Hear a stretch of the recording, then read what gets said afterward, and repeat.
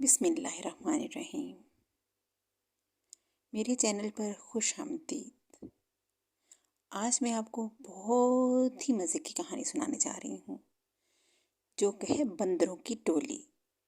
لیکن کہانی سننے سے پہلے آپ میرے چینل کو سبسکرائب کر لیں، بیل آئیکن کو پریس کر لیں اور میرے آنے والی ویڈیوز کو لائک اور شیئر کریں۔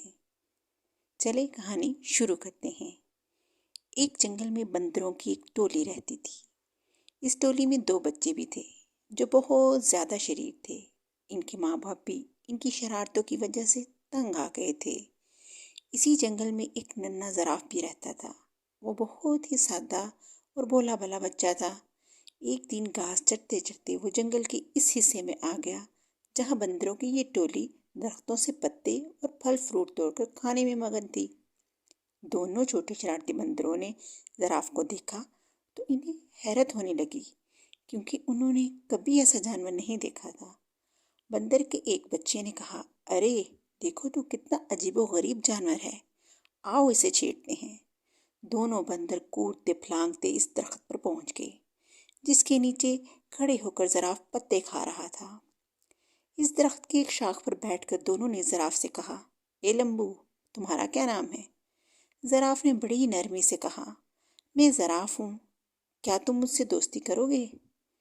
تم لوگوں کے نام کیا ہیں؟ دونوں بندر شرارت سے کھلکھلا اٹھے اور ہنسنا شروع کر لیا۔ تم سے ہم کیوں دوستی کرنے لگے؟ کتنے بدصورت ہو تم، مینار کے جیسی گردن اور سیڑھی کے جیسے پیر، ہمیں نہیں کرنی ایسے بڈنگے جانور سے دوستی۔ اتنا کہہ کر دونوں بندر زراف کو چڑھانے لگے۔ ایک بندر نے درخت سے ایک پکا ہوا پھل توڑ کر زراف پر پھینک مارا۔ پھل زراف کے منہ پر جا لگا اور اس کا رس اور غدہ زراف کے چہرے پر پھیل گیا۔ یہ دیکھ کر دونوں کہکے لگا کر ہنسنے لگے اور کودتے پھلانگتے وہاں سے بھاگ گئے۔ زراف بیچارہ رونا سا منہ بنا کر لٹکائے ہوئے وہاں سے چلا گیا۔ ایک دن دونوں شرارتی بندروں نے یہ طے کیا کہ وہ جنگل میں خوب دور تک اکیلے گھومنے کے لیے چلیں گے۔ صبح صبح جب باقی بندر سو رہے تھے، یہ دونوں شرارتی بندر چپکے سے نکل پڑے۔ کچھ ہی دیر میں وہ بندروں کی ٹولی بہت دور نکل گئی۔ جب انہیں زوروں کی بھوک لگی تو ان دونوں نے پیڑوں کی پتیاں اور پھل فروٹ کھا لیے۔ انہیں اس طرح گھومنے پھرنے اور موج مستی کرنے میں بڑا مزہ آ رہا تھا۔ دوپہر ہو چلی تھی۔ وہ دونوں گرمی سے بچنے کے لیے ایک درخت کی ہری بھری شاخ پر جا بیٹھے۔ اس درخت کے نیچے ایک شیر آرام کر رہا تھا۔ پیڑ کے آس پاس ایک بڑا ہرا بھرا میدان تھا۔ میدان کے کنارے ایک ندی بہہ رہی تھی۔ بندر اس سہانے منظر میں ایسا کھوئے کہ انہیں اس بات کا احساس ہی نہ ہوا کہ یہاں ایک شیر بھی موجود ہے۔ لیکن جب شیر اپنی چیئر پر بیٹھی ہوئی مکھیوں کو اڑانے لگا تو غرایا تو بندر نے دیکھا کہ شیر تو وہاں موجود ہے۔ شیر کو دیکھتے ہی وہ پوری طرح ڈر گئے۔ کچھ ہی دیر بعد انہیں یہ محسوس ہوا کہ ہم درخت کے اوپر محفوظ ہیں۔ چونکہ ان کے اندر شرارت کوٹ کوٹ کے بھری تھی، اس لیے یہاں بھی انہیں شرارت سوچنے لگی۔ ان دونوں شرارتی بندروں نے آنکھوں ہی آنکھوں میں اشارہ کیا اور درخت کی ایک پھل توڑ کر نیچے گرا دیا۔ پھل سیدھا شیر کی ناک پر گرا۔ شیر نے غصے سے دھاڑتے ہوئے اوپر دیکھا۔ جب اس نے اوپر کی طرف دیکھا تو اس کی نظر بندروں پر پڑی۔ بندر کھی کھی کر ہنس رہے تھے، لیکن وہ زیادہ دیر تک نہ ہنس سکے کیونکہ شیر آپے سے باہر ہو رہا تھا۔ اس نے گرددار آواز میں داڑتے ہوئے کہا، کیا تمہیں معلوم نہیں میں اس جنگل کا راجہ ہوں؟ فوراً اس درخت سے نیچے اترو، میں تم دونوں کو کھا کر اس گستاخی کی سزا دوں گا۔ بندروں کو پھر ہنسی آئی۔ انہیں یقین تھا کہ ہم درخت پر محفوظ ہیں۔ شیر ان کو اس طرح دیکھتے ہوئے غصے سے آگ بگولا ہو گیا اور اپنے پیروں کو سمیٹ کر اسپرنگ کی طرح تیزی سے اچھلا۔ ان دونوں شرارتی بندروں نے دیکھا کہ شیر کا جبڑا کھلا ہوا ہے اور اس کی تیز نکیلے دانت ان کی طرف ہیں۔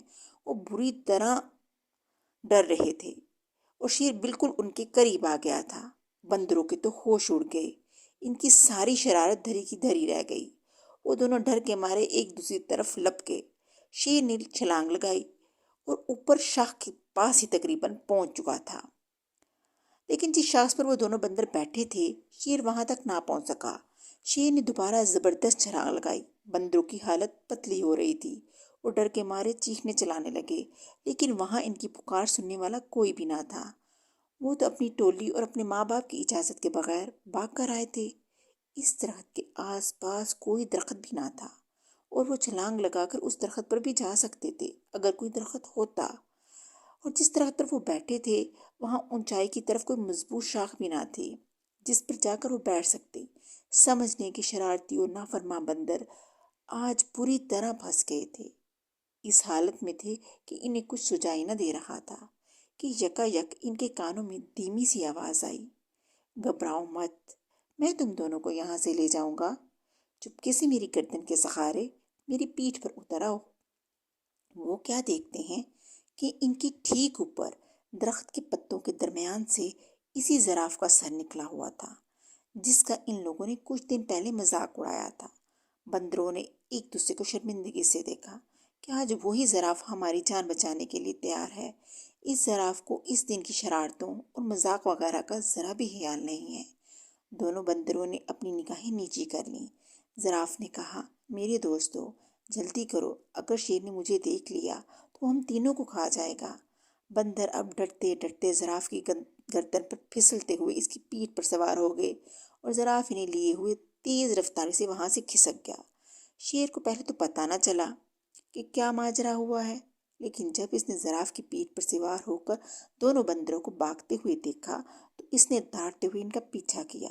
بندروں نے پیچھا کرتے ہوئے شیر کو دیکھا تو ان کی جان نکلنے لگی اور وہ بری طرح چیخنے چلانے لگے۔ شیر پوری قوت کے ساتھ بندروں کو پکڑنے کے لیے دوڑ لگا رہا تھا اور غرا رہا تھا۔ زراف نے بندروں کو سمجھایا کہ ڈرنے کی کوئی بات نہیں، اب تم دونوں بالکل محفوظ ہو، شیر مجھے کبھی نہیں پکڑ سکتا۔ اور سچ مچ ہوا بھی ایسا ہی کہ زراف نے شیر کو کافی پیچھے چھوڑ دیا اور ایک محفوظ جگہ پر پہنچ کر زراف رک گیا۔ بندر چھلانگ لگا کر اس کی پیٹھ سے نیچے اتر گئے۔ تب زراف نے ان دونوں سے کہا، اس دن تم دونوں نے میری لمبی گردن، میری ٹانگوں کا مذاق اڑایا تھا، آج دیکھ لیا نا، انہی کی وجہ سے تم دونوں کی جان بچی۔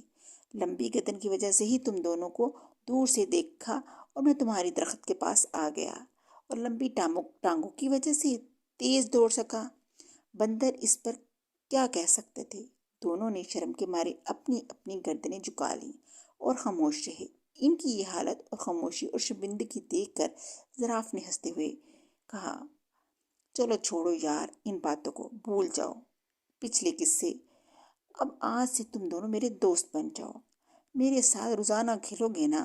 زراف نے یہ بلائی بندروں کے ساتھ کی۔ زراف کی یہ بلائی دیکھ کر دونوں شرارتی بندروں کو اپنی حرکتوں پر سخت غصہ آنے لگا کہ ان لوگوں نے اتنے اچھے اور پیارے زراف کو کیوں ستایا تھا، اس کا مذاق کیوں اڑایا تھا۔ ان دونوں نے اسی وقت زراف سے معافی مانگی۔ زراف نے کہا، دوستو، معافی کی کوئی ضرورت نہیں۔ اتنے بڑے دل والے زراف کی یہ باتیں سن کر ان دونوں شرارتی بندروں نے فیصلہ کیا کہ آج کے بعد وہ کسی کو نہیں ستائیں گے، کسی کا مذاق نہیں اڑائیں گے۔ انہوں نے زراف سے کہا، ہم نے جان بوجھ کر بہت ستایا تھا، آج سے ہم کسی کو بھی نہیں ستائیں گے، نہ کسی کو برا بھلا کہیں گے، آج سے تم ہمارے اچھے دوست ہو۔ دونوں بندروں کی یہ بات سن کر زراف کو بڑی خوشی ہوئی اور ہنسی خوشی ساتھ رہنے لگے اور مل جل کر کھیلنے لگے۔ دیکھا بچوں، ہمیں بھی کسی کے ساتھ برا نہیں کرنا چاہیے اور ہمیشہ کسی کے ساتھ اچھے سلوک سے پیش آنا چاہیے۔ اگلی کہانی کے ساتھ پھر ملیں گے۔ اللہ حافظ۔